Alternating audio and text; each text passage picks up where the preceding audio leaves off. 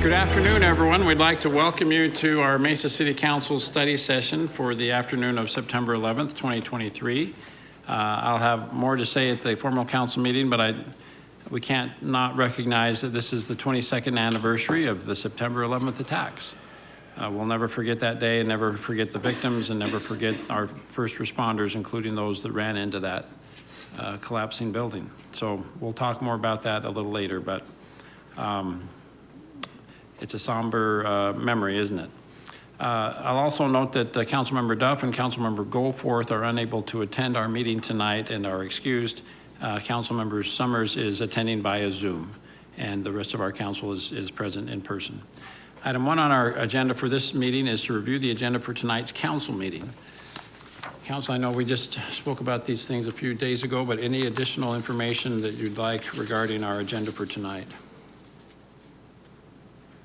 I'll remind everyone, I've declared a conflict on agenda item 9A, and so Vice Mayor Heredia, I won't participate in discussing or voting on that item, and Councilmember Heredia will run that part of the meeting. All right, if there's nothing else, anything you'd like to discuss about the agenda tonight? No. Could be a relatively, we'll see what happens. I hate to say it's going to be a short meeting because that's always the curse. Item 2A on our agenda then is a presentation on the 2024 Employee Benefits and Wellness Program. So, ladies, welcome.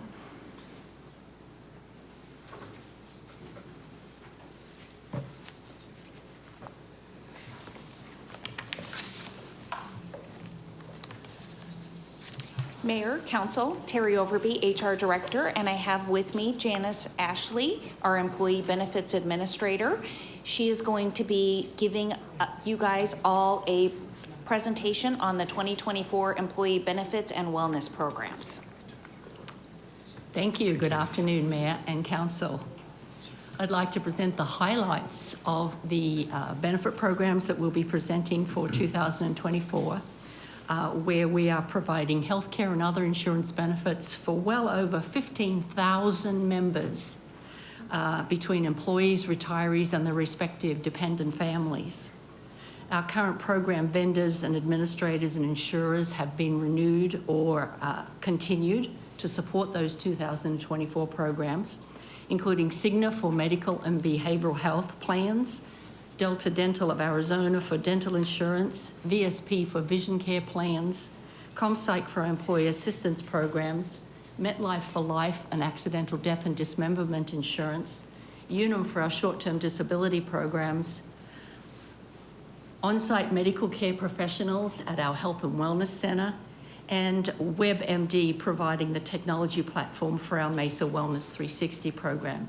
And I think I skipped over saying that MedImpact and Paid Health will continue to provide our prescription drug benefit administration in the medical programs in 2024.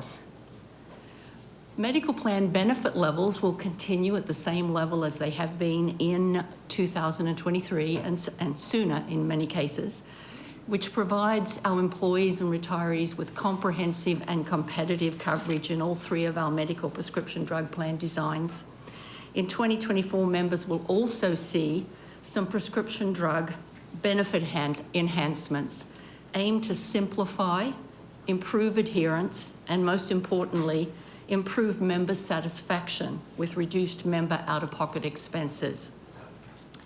Simplification means alignment of the basic and the choice medical plan prescription drug benefits to be the same plan design for both plans in 2024.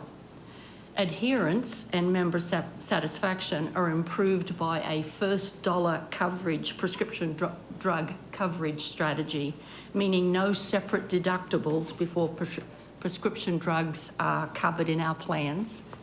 And in addition, diabetic insulin and supplies will have a member cost strategy across all three plans that make it much more cost effective for those members to purchase those sorts of supplies and insulin needs. Insulin purchases will be capped at a member cost of $35 for a 30-day supply and $105 for a 90-day supply, or it will default to the standard co-pays and co-insurance that are in each of the plans by tier of coverage, if that is indeed a better level for the member to be at than that 35 and 105 maximum that we've put in place. And you might recollect that those two maximums came in last year for our retiree side of the equation and our retiree medical plans as a Medicare compliance requirement. So we've synchronised the benefit levels across the active plans as well to be similar in that regard.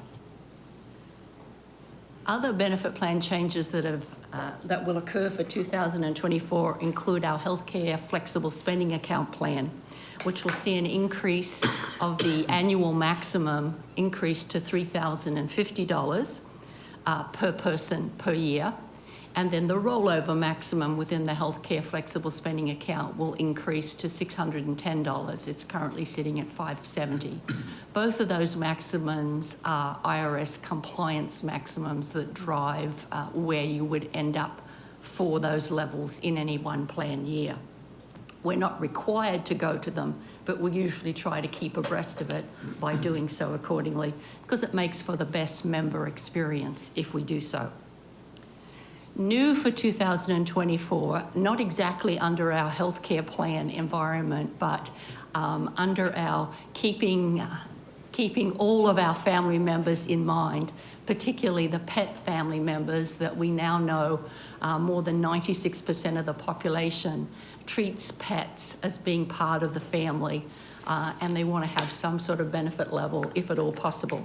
So we're introducing for the first time a voluntary benefit program that will be administered by United Pet Care, and it's for active and retired employee pets, and it allows members to go into the on-site portal, determine what pets they want to have covered, if anything, which vet service in the network they want to use, and they'll be able to see what sort of discounts they would get. And as a result of paying this membership fee each month for each pet, they would then be able to utilise the discounts that are available at the respective network dentists, and they would get 2 or 3 other benefits free of charge, which they could use instead of network benefits or in addition to network benefits. And that would include a prescription drug discount card for Pet Med savings, a 24/7 phone, chat, video, sort of televet service, so the equivalent of telemedicine, but for televet services. And that's 24/7 nationwide for vet advice and guidance. And then what I don't have up here is there is also mobile at-home pet services available through one particular vendor that is affiliated with United Pet Care. That would also be available with discounts for utilising that service if you so chose. The enrolment opportunities will be available at the benefits fair for retirees and for active employees, and also in an online environment thereafter, starting as soon as November 1st for that particular membership program. Again, it's a membership program, kind of like a gym membership, but it's for pet care. It's not an insurance program where you have to have claims, deductibles, co-insurances, all that sort of good stuff. It's a discount program for getting your pets taken care of in the best possible manner. Any questions so far? Okay. The medical premium rates for 2024 will increase in most cases by a very modest, across the board, approximately 2% rate increase. That results in employees seeing between $4 and $7 a month increase in their medical premiums for the Choice Medical Plan, between $6 and $14 a month for the copay medical plan, and this is for active employees. The equivalent for retirees is for the monthly medical increases, $5 to $8 per month for the Choice Medical Plan, which is the plan in which most retirees are enrolled, and $9 to $15 a month increase for the retiree copay medical plan. And the difference between those two rate structures is dependent upon whether a person has single coverage or family coverage. An additional feature that will be going into place next year is that both full-time and part-time employees will enjoy these rate structures, whereas in the past, part-time employees who are otherwise benefit eligible have had to pay significantly more for their medical plan coverage. Now they'll be on par and the same level as full-time employees. So there'll be one set of rate structures across all eligible employees. Some of the financial considerations that we took into account in making these recommendations included, as I mentioned, that the trust fund balance projections supported a 2% rate increase across all the medical plans. The forecast in that regard was to allow for that 2% rate increase. National medical cost trends are in the 4 to 6% range area, so we needed to take that into account in projecting as well. We've also experienced a very favourable prescription drug cost containment program result as a result of having our advocacy services in the prescription drug plan for specialty medications. So we've seen the value of having that in place, of deferring or getting rid of, shall we say, some of that expense under the plan. And we've also seen the positive impact of increased utilisation of the Health and Wellness Centre, which includes all retirees and their family members since July of last year. It was all of them, are all able. So all 15,000 of those people that we're covering in the medical programs are indeed eligible to use the Health and Wellness Centre free of charge. And we've begun to see the positive impact on healthcare claims for those primary and preventive care services no longer needing to go through the health plan, rather being provided directly with those medical professionals at the Health and Wellness Centre. The next slide is a visual presentation of those rate increases for active employees that I just reviewed. But you can see the one thing that I didn't mention is that the basic plan, which happens to have the highest percentage of active employees enrolled in it, will continue with the zero cost premium structure that we've had in place for a number of years now. It's a very popular program for active employees. They really like that zero cost premium coming out of their paychecks. So it gives them a great level of coverage along with that Health and Wellness Centre access as well. Our next slide, thank you. Our Employee Health and Wellness Centre is, as I mentioned, available to all employees, retirees, and family members enrolled in active or retiree medical plans, free of charge, and so that remains a very popular benefit program that's available from the city. And it would also be fair to say it's pretty leading edge for us here in Arizona. So I think we can be proud and very thankful that we have a high level of support for that program. The 2024 wellness programs that sort of go alongside that Health and Wellness Centre, it's MESA Wellness 360 program.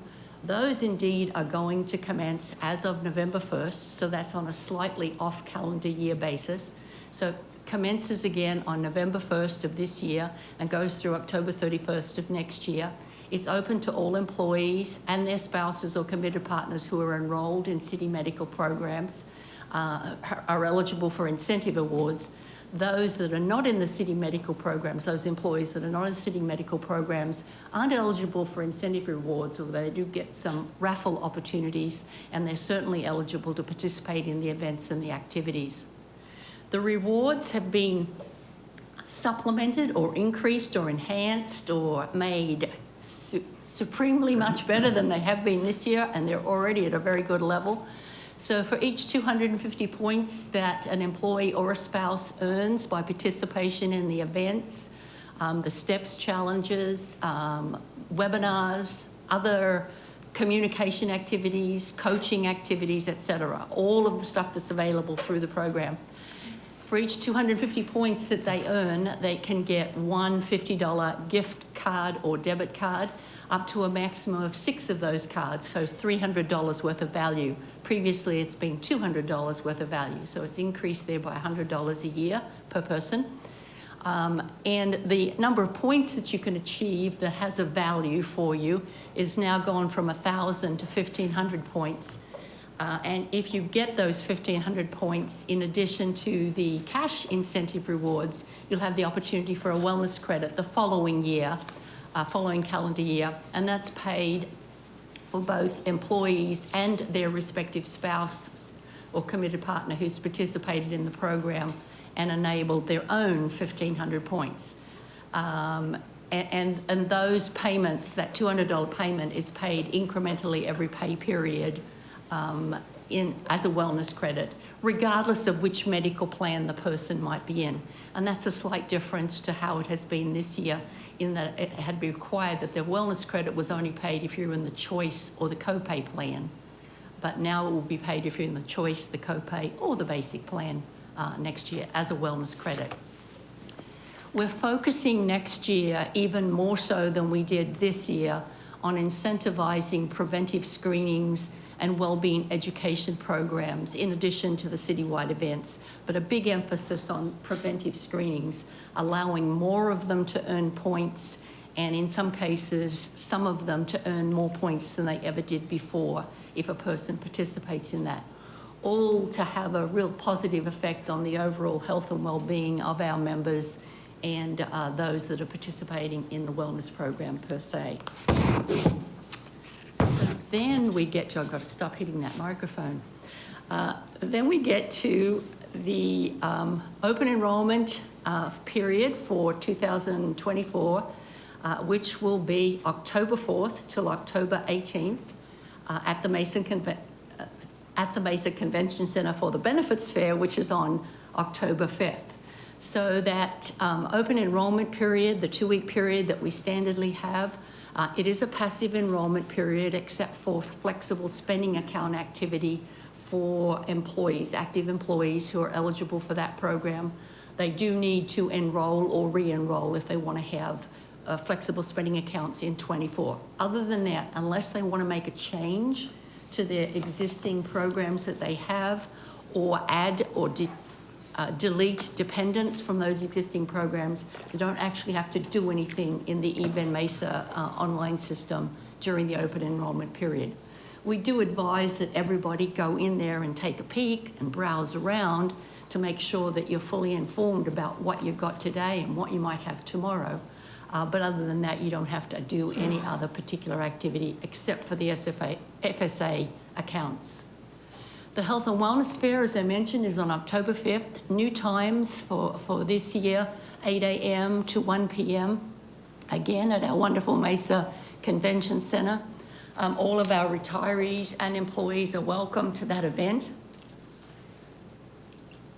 And this year, excuse me, we will have a rock and roll theme. So you're welcome to come dressed appropriately in attire and for that genre of music, whatever that means to you.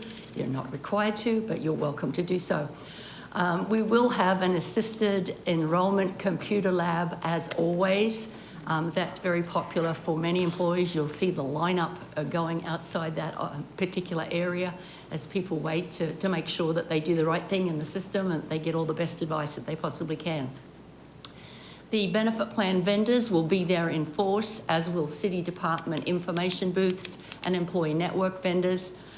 Free flu shots, as usual, provided by our wonderful fire and medical department. First come, first serve for that. No COVID shots per se, but free fruit. I cannot say that.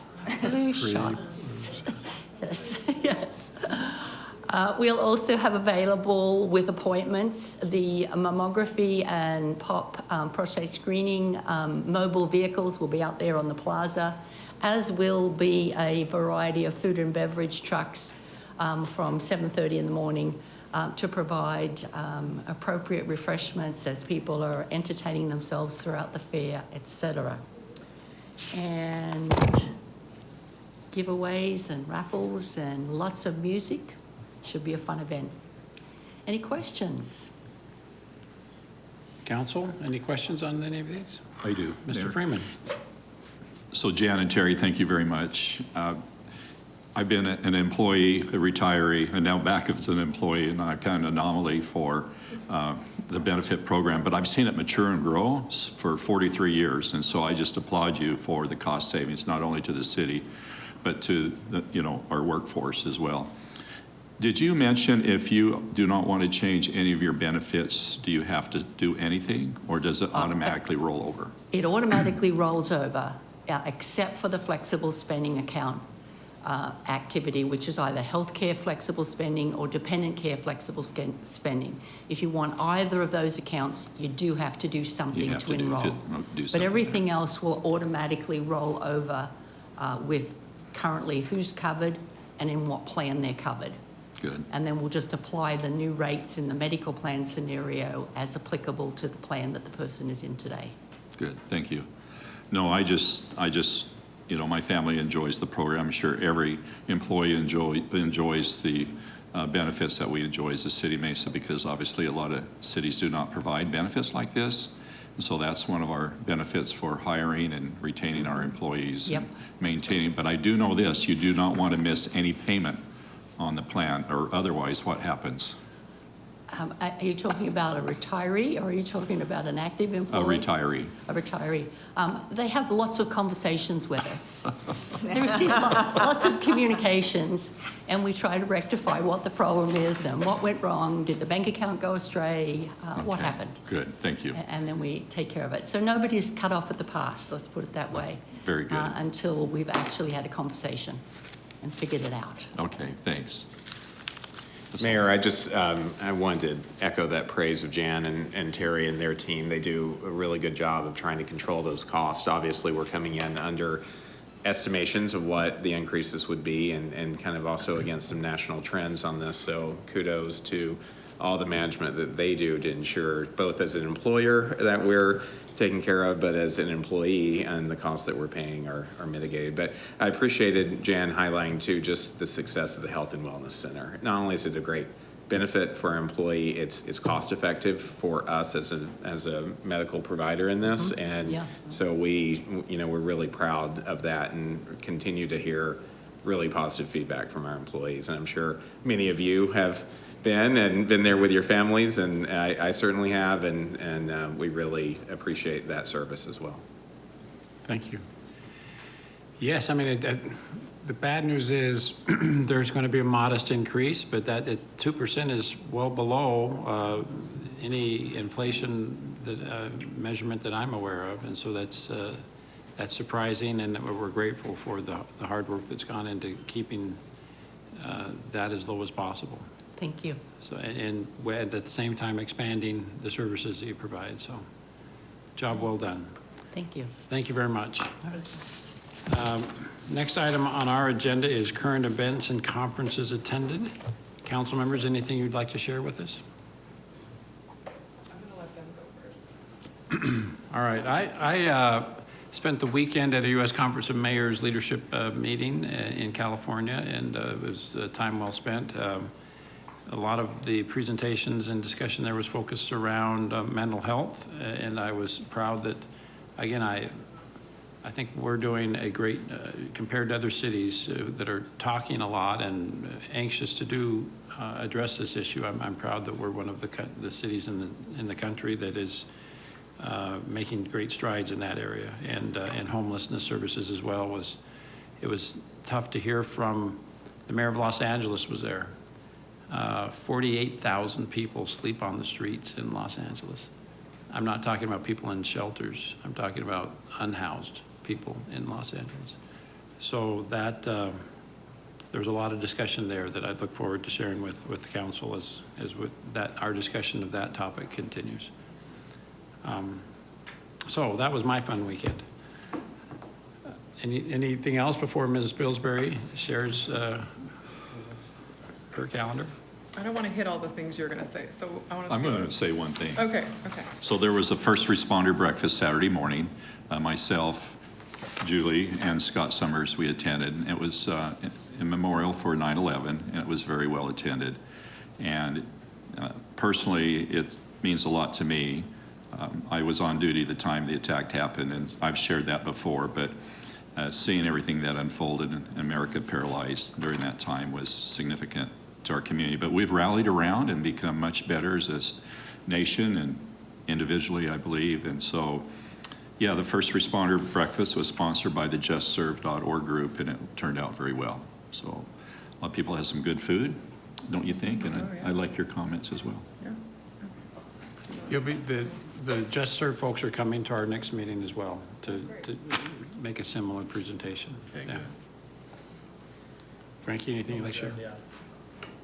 Okay, I'll do the rest then. No, I wanted to say about the breakfast that not only did they provide a pancake breakfast for a couple hundred people, they also made 50 quilts and gave them to the chiefs and the commanders. I mean, it was just homemade, handmade quilts. It was really, really cool. So that was, I love that. They're my constituents, so I was extra proud they live in my district. So yeah, it was amazing. And I also was able to participate in another 9/11 service project after that at the Sant Nirikari Church that I spoke at for you a few weeks ago. And anyways, I just know across the city there were tons of service projects going on and continuing this week through the 16th. So if you're looking for something to do, go on Just Serve. Well, you can go on the City of Mesa website and get the link as well. But you can go to Just Serve, and there's tons of projects this week. Almost every school is doing something, and other community groups. So if you're wanting to do something in remembrance of 9/11, that's a perfect way, is to give back through service and helping those around us. So that was really neat. Friday night was the Mesa Art Center season kickoff. I saw you and your wife there. I don't know who else was able to attend, but it was packed. People are just desperate to get outside, even though it was still 110 degrees. But it was so much fun things. The Phoenix Zoo was there and had an armadillo, and anyways, it was really fun night. Lots of really neat things going on there. And Saturday night was the East Valley Hispanic Chamber of Commerce dinner that we were at, and Vice Mayor Heredia gave the proclamation to start Hispanic Heritage Month, which starts September 15th, so I'm sure we're going to talk more about that. It's their Adelante y Éxito, did I say that right? Something like that. Their STEAM scholarship night, they give out $4,000 scholarships to these kids that do the STEAM program. And these are provided by businesses in the Valley. And how many scholarships? It's like 20 or something. It's a lot, and they do some amazing work there, and also honored some community and business leaders as well. So that was a fun night. And the last thing is this Wednesday in my district at Midwestern Meats on Main is our Pastries with Police. I hadn't heard that one yet. So we're gonna do Pastries with Police, which is donuts, I think, and coffee. So from 9 a.m. to 11 a.m. on Wednesday morning at Midwestern Meats. And I'll be there too, so come say hello. That's Great. it. Thank you very much. Next, Mr. Butler, thank you for being the acting city manager today while Mr. Brady's out of town. Just trying to hold down the fort. Yeah. Oh, thank you. Mr. Summers, is there anything you'd like to share with us before we move on? No, if I share anything, I'll wait until I come back. Okay, thank you. Mr. Butler, what does our schedule of future meetings look like? Well, Mayor, Council will be back here on Thursday morning for study session at 7:30. In addition to, and I'm glad Councilmember Spilsbury mentioned the Pastries with Police event, so that's great. But also on Wednesday, we're having our community meet and greet for the finalists for the Arts and Cultural Department Director. That's going to be from 5:30 to 7 o'clock at the Aikida stage. Is that correct, Natalie? The Aikida stage on Wednesday night. So the public is invited and encouraged to attend to meet the top five finalists for that very important position. So we encourage a good turnout for that on Wednesday night. Great. Thank you. Well, that concludes what's on our agenda for this meeting. Is there a motion to adjourn? Thank you, Ms. Spilsbury and Mr. Freeman. All in favor, please say aye. Aye. Thank you. Aye. Adjourned, and we'll reconvene in a minute or two upstairs.